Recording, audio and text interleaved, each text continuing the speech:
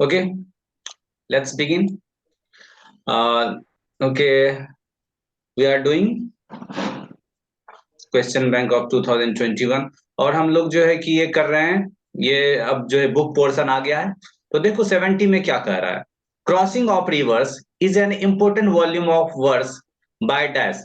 ये जो crossing of reverse है ये किसका है बताओ, किसके द्वारा लिखा गया एक बहुत ही इंपॉर्टेंट वॉल्यूम ऑफ वर्ड्स है, यानी छंद का खंड है, महत्वपूर्ण छंदों का खंड है। किसके द्वारा?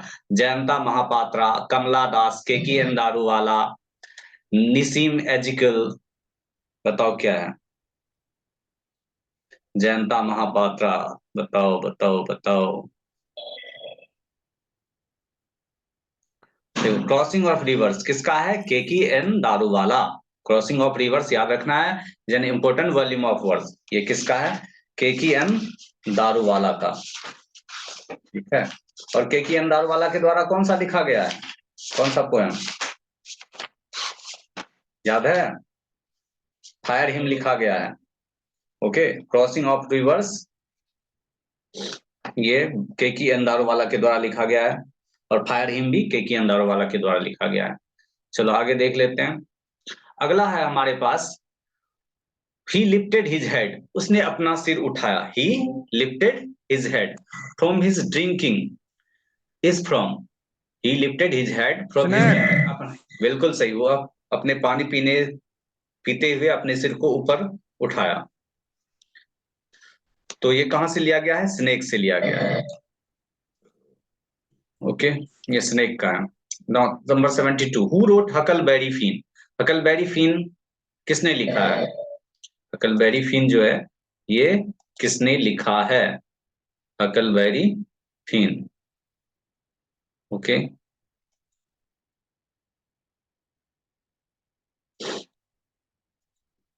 देखो हकलबेरी फिन किसने लिखा है? Who wrote, Herman Melville, Henry James, Ernest Hemingway, Mark Twain. तो देखो कौन लिखा है? Mark Twain. हकलबेरी फिन जो है मार्क ट्वेन लिखा है। मार्क ट्वेन ने लिखा है। ठीक है, now number 73, in which poem does the poet express his sad feeling for a beautiful lady. बताओ, इन विच पोएम, वो कौन सी कविता है? In which poem does the poet express his sad feeling, जिसमें पोएट जो है अपना सैड फीलिंग एक्सप्रेस करता है for a beautiful lady. Yes, एक सुंदर लेडी के लिए। Yes, an epitaph. हाँ, एन एपिटेफ। एन एपिटेफ में जो कि क्या है, एक हाँ समाधि स्थल है जहाँ एक ब्यूटीफुल लेडी लाई करती है। वो बहुत ही सुंदर थी, इतनी सुंदर थी कि पूरे वेस्ट कंट्रीज में उतनी सुंदर कोई नहीं थी। Okay, now number 74, dash is remembered as a war poet. किनको वॉर पोएट के रूप में रिमेम्बर किया जाता है? किनको? रूपर्ट ब्रूक को। यस, रूपर्ट ब्रूक को वॉर पोएट के रूप में जो है कि रिमेम्बर किया जाता है। रूपर्ट ब्रूक क्या है? वो वॉर पोएट हैं। Okay, Rupert Brooke war poet हैं। तो आगे देखो। 75 में देखो क्या कहा जा रहा है।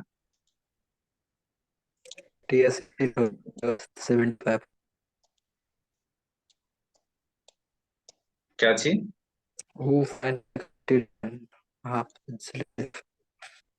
देखो 75 में, who finds Macavity lazy and half asleep. Who finds Macavity lazy, कौन जो मेकाविटी को लेजी और हाफ अस्लीप पाता है? कौन पाता है? Kamala Das, DH Lawrence, TS Eliot, कौन पाता है? TS Eliot. टीएस इलियट, बिल्कुल सही, टीएस इलियट। क्योंकि टीएस इलियट जो है वो ही लिखे हैं ना, वही जो है लिखे हैं टीएस इलियट, तो इसीलिए क्या हो जाएगा? TS Eliot. आगे देखते हैं। ये तो हो जाएगा इसने हम्म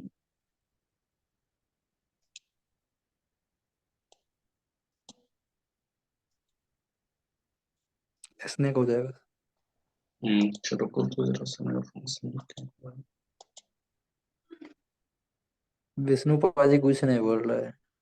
विष्णु तुम क्यों चुप हो गया? कुछ तो बोलो। सर स्क्रीन पे बुक कहाँ दिख रहा है, फिगर नहीं दिख वह रहा है। बैला।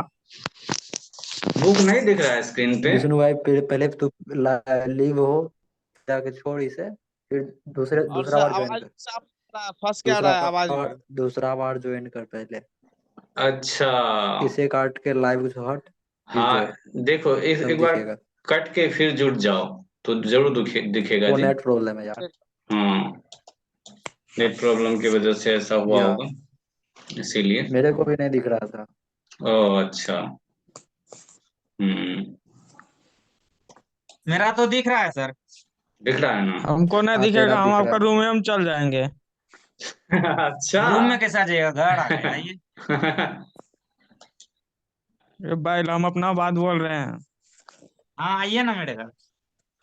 आपको हम अच्छा, थोड़ी कह रहे हैं, तो सर घर कौन बोल चला रहे गया, हैं। घर चला गया नहीं? कब गया संटू घर पाजी जी? कहाँ हाँ है, संटू पाजी? कब गया घर जी? आज ही आए, शाम में आ जाए। ओह अच्छा, चलो देखते हैं। लेकिन बस संटू भाई। बोलिए। who finds Megaviti? Who finds Megaviti बोलिए lazy तो। and half asleep? बताओ, who finds Megaviti lazy and तू half मुझे फोन asleep? करना, तू मुझे आज फोन करना। कौन जो है मेकाविटी को लेजी और हाफ अस्लीप पाता है? तो क्या हो जाएगा? TS TS Eliot. इलियट। हाँ, आगे देखते हैं yes 76। Eliot. DH Lawrence exalts the values of primitive life. Snake हो डीएच जाएगा। लॉरेंस जो है वो एक्सॉल्ट करते हैं। एक्सॉल्ट मतलब क्या होता है? प्रकट करना। DH Lawrence exalts the values of primitive life. प्राचीन जीवन की जो मूल्य थे उसे डीएच लॉरेंस प्रकट करते हैं। तो ये क्या है? वो किस कविता में? Life in snake. Which poem? In snake, in the poem snake. Snake. ये स्नेक हो जाएगा। स्नेक। स्नेक। बिल्कुल सही। अब या आगे देखो क्या है। आगे है हमारे पास यहाँ डीएच लॉरेंस सॉल्ट्स, ये तो हो who गया। wrote the play, so I am not a hmm. Christian, मैं एक who wrote the piece why I am not a Christian? ठीक है, ये कौन लिखा? ये किसने लिखा है? ओके। Bertrand Russell. मैं बर्टन एक रसेल। शायद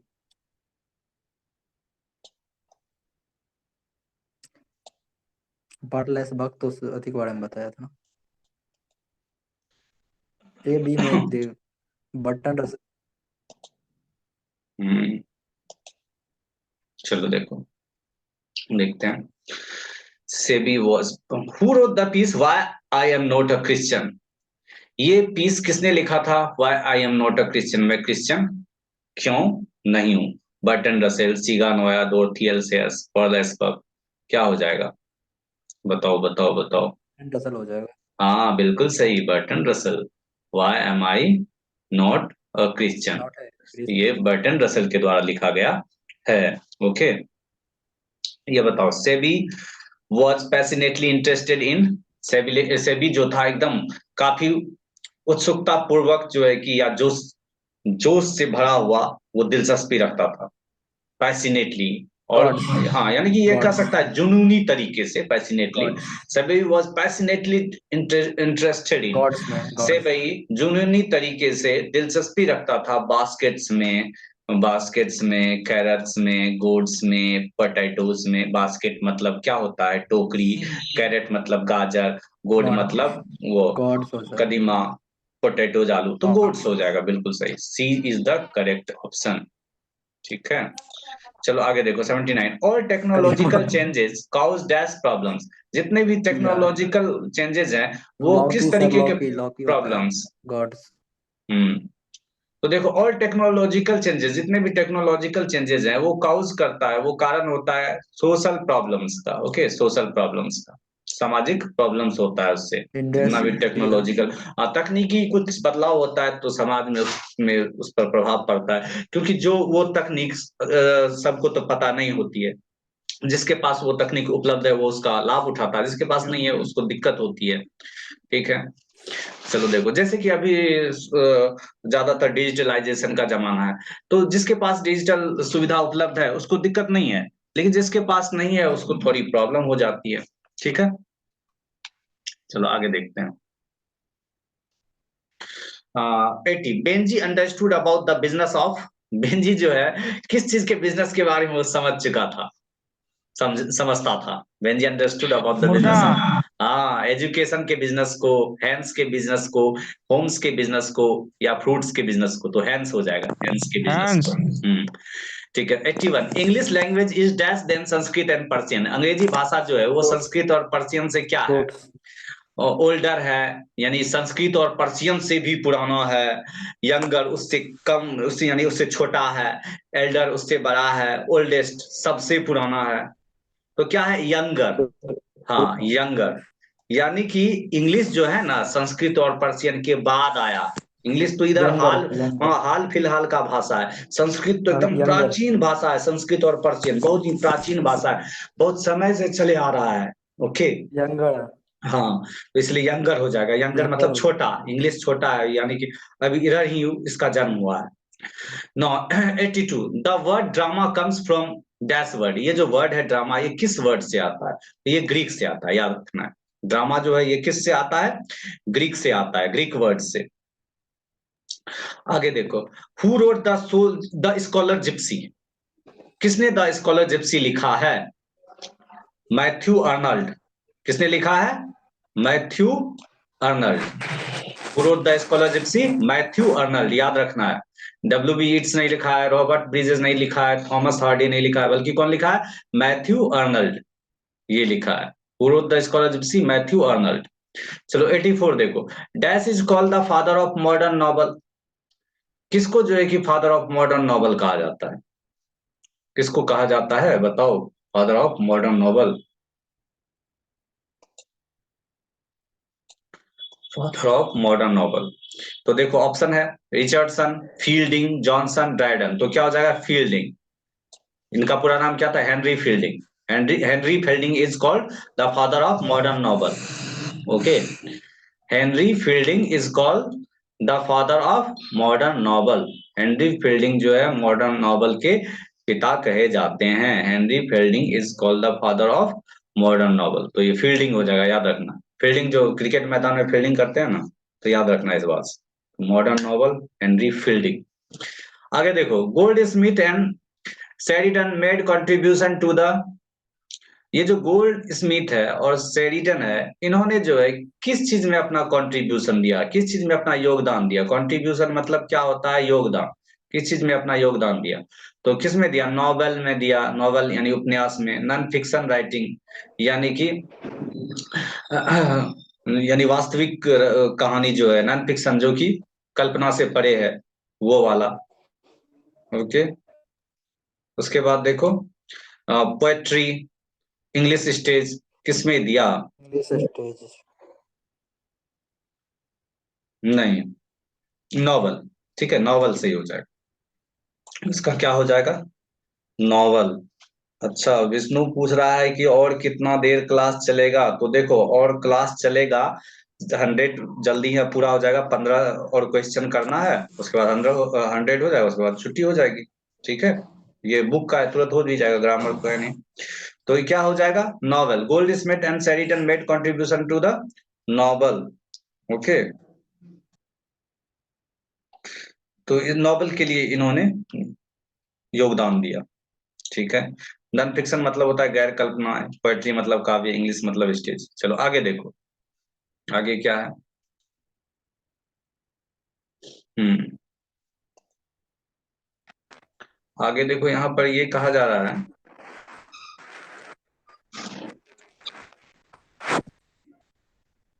जरा मैं रीड कर दूं।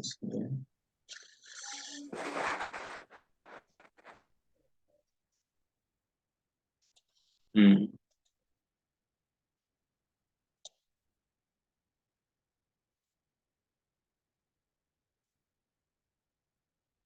तो देखो क्या है ये, 86 वोल सोइंका इज अ डैश पोएट, जो वोल सोइंका है वो कैसी, कहाँ की कविता, कवित्री है, वोल सोइंका। देखो ये पता करना होगा, ये वोल सोइंका जो है ये क्या है, सॉरी ये कवित्री नहीं है, सो सॉरी, ये पोएट है, ठीक है। वोल्सोइंका जो है ये एक पोएट है, और ये कहाँ के कवि हैं? नाइजीरियन पोएट हैं, ओके। ये व्यक्ति जो है वोल्सोइंका, ये नाइजीरियन पोएट है, नाइजीरिया के। और नाइजीरिया कहाँ है? वहाँ काला काला लोग होता है, ठीक है, दक्षिण में, अफ्रीकन कंट्री है Nigeria. Now 87, the old English period is characterized by, जो ओल्ड इंग्लिश पीरियड है वो कैरेक्टराइज होता है किसके द्वारा? वोकैबुलरी के द्वारा, मूड के द्वारा, इन्फ्लेक्शन के द्वारा, जेंडर के द्वारा। बताओ उसकी विशेषता क्यों है? ओल्ड इंग्लिश पीरियड की विशेषता किस कारण है? उसके वोकैबुलरी के कारण, या मूड के कारण, या इन्फ्लेक्शन के कारण? तुक्का लगाओ, क्या हो सकता है? देखो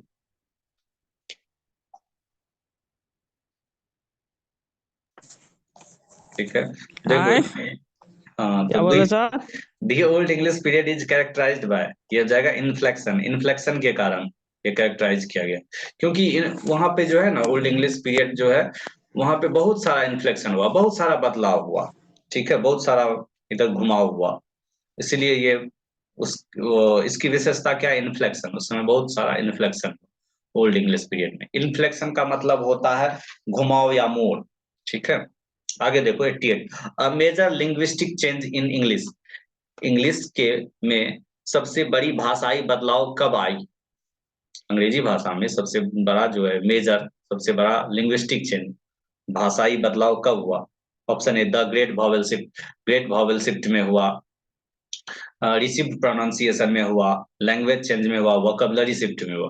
तो क्या हुआ? द ग्रेट वॉवेल शिफ्ट, याद रखना है, द ग्रेट वॉवेल शिफ्ट जब आया ना, तो एकदम उस समय भाषा बिल्कुल बदल गया, ठीक है, एक बड़ा बदलाव हुआ अंग्रेजी भाषा में द ग्रेट वॉवेल शिफ्ट के कारण, ओके। तो चलो आगे जल्दी से हम लोग देख लेते हैं और इसको खत्म करते हैं फटाफट से, और 15 क्वेश्चन है, ठीक है, जल्दी हो जाएगा। Let's begin.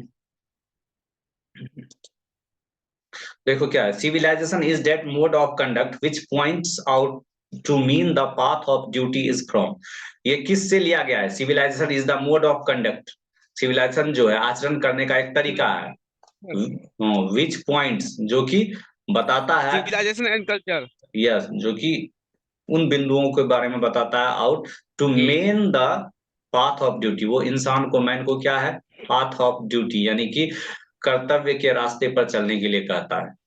तो क्या होगा? ये ए का होगा, इंडियन सिविलाइजेशन एंड कल्चर, भारतीय सभ्यता और संस्कृति का है, yes. Number 90, the people have chosen to make me the head of this family, लोगों ने मुझे इस फैमिली का, ये जो पूरा देश है, ये फैमिली है मेरा, इसका हेड चुना है, इसका मुखिया चुना है, head of this family for a certain time, कुछ समय के लिए, हाँ 5 साल के लिए, मतलब ये सर्टेन होगा time, doctor Zakir Hussain. Yes, doctor Zakir Hussain. Bharat is my home, उसका है ये लाइन कहां से लिया गया है? Bharat is my home. जब वो क्या ले रहे थे राष्ट्रपति पद का, जब वो शपथ ले रहे थे ना, तो उसी समय जो है कि ये बोले हैं, ठीक है, भारत इज माय होम, इस चैप्टर का है। और ये कहते हैं ना कि I must confess that I am overwhelmed, मैं बहुत खुश महसूस कर रहा हूँ, by the trust my people have placed in me, जो कि लोगों ने मुझ पर भरोसा जताया, by electing me to the highest office in the land, okay. चलो आगे देखो 91, who travelled free with Nanu काका, नानू काका के साथ फ्री में कौन ट्रेवल किया? डॉग ट्रेवल किया, या रैबिट ट्रेवल किया, या हैन ट्रेवल किया, या kitchen, kitchen, yes. 92, Martin Luther King Junior, Martin Luther King Junior जो हैं, आस्क द ब्लैक पीपल, वो ब्लैक पीपल को पूछते हैं, ask the black people to continue working, continue working के लिए बताओ। लव, हाँ, तो देखो क्या होगा, Martin Luther King Junior asked the black people to continue working with love, hatred, faith, jealousy, love, क्या चीज?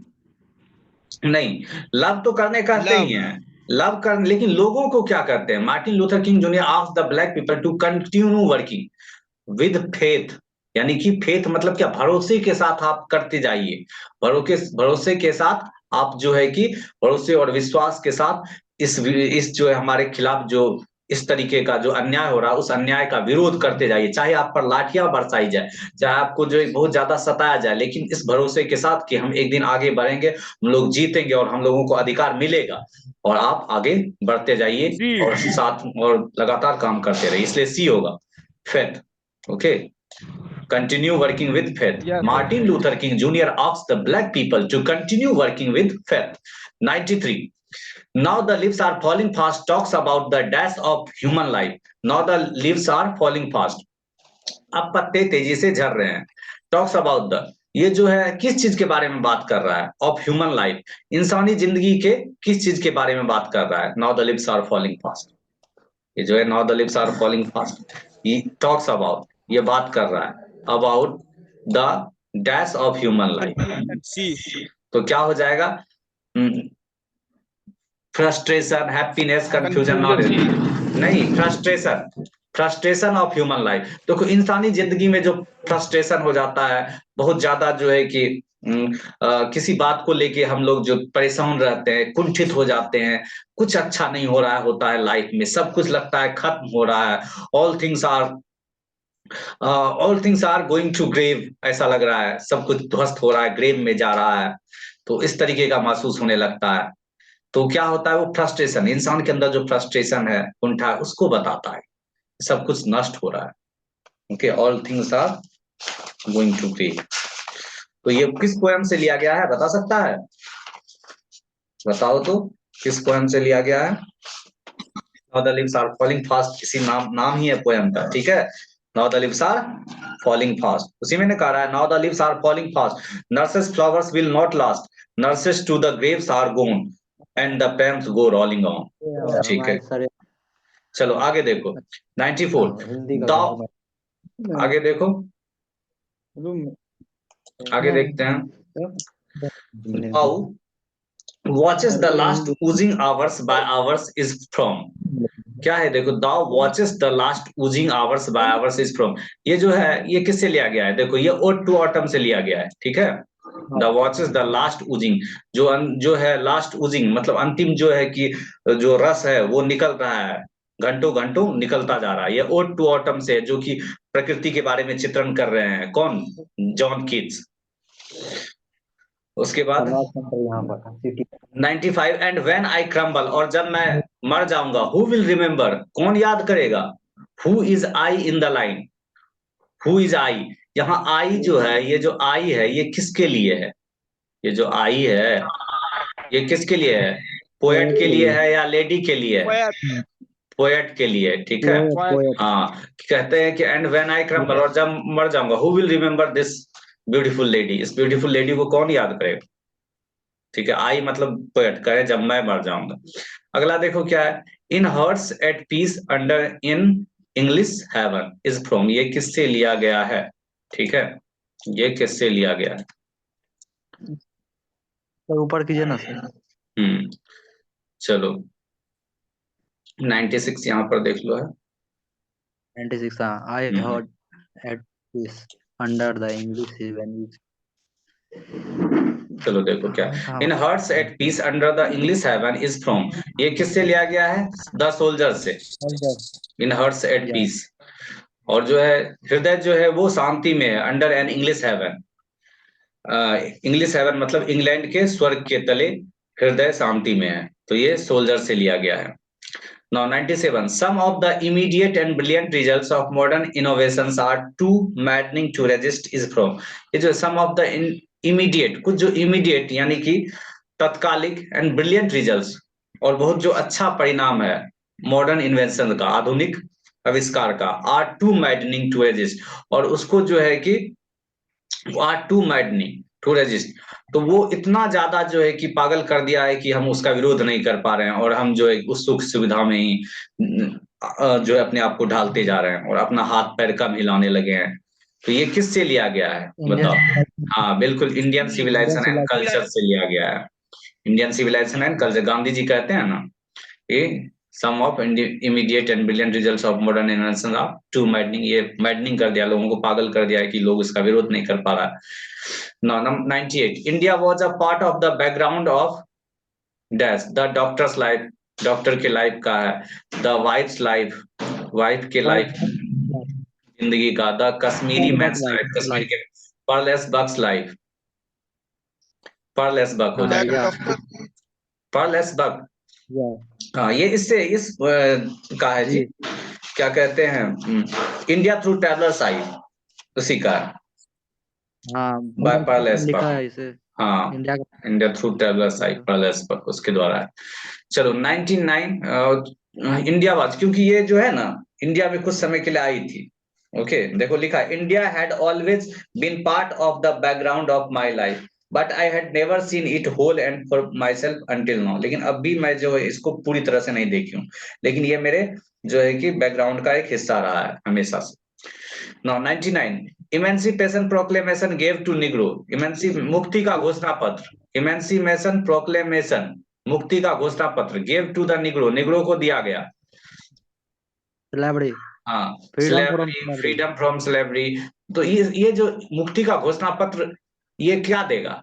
जब ये मुक्ति का घोषणा पत्र है, वो एक कानून आया और उस पे साइन हुआ, मुक्ति के घोषणा पत्र पे हस्ताक्षर हुआ राष्ट्रपति के द्वारा, तो क्या मिला?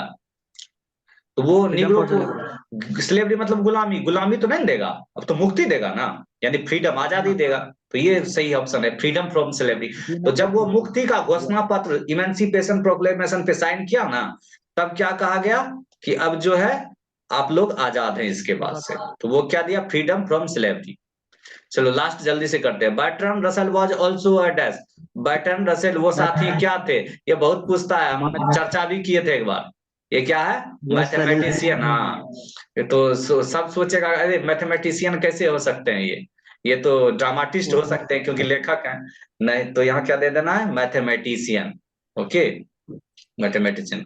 ओके दैट्स इट, आज के लिए इतना ही रहने देते हैं और कल हम लोग फिर मिलेंगे मिलते आगे। हैं। Okay, meet you tomorrow on same time. Till then have a nice day, Vishnu sweet भाई, ड्रीम्स। अरे Vishnu, okay, good Vishnu, bye. Vishnu, अरे विष्णु है बोलिए। यार, हमें फोन करना तो लगभग आधा घंटा के बाद।